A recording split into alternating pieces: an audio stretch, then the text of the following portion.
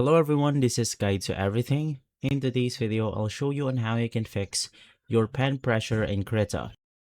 And so the first thing that you want to do is to navigate through Setting, Configure Krita, and from here click on the tablet setting. Now, if you're having problems with the Windows tablet, which is going to be this one, you just want to be sure to select the Windows 8 and the pointer input Windows Ink.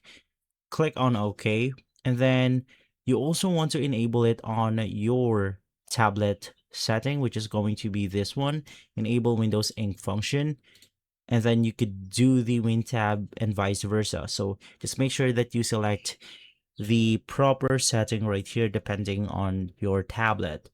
From there, you want to click on the Open Tab Tester, and then you could start drawing right here. And if it's receiving information, it means that we are good to go.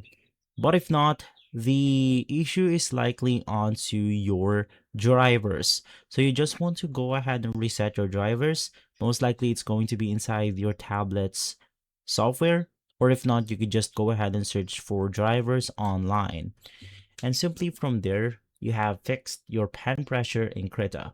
If this video has been helpful, leave a like, subscribe, and follow us for more videos like this.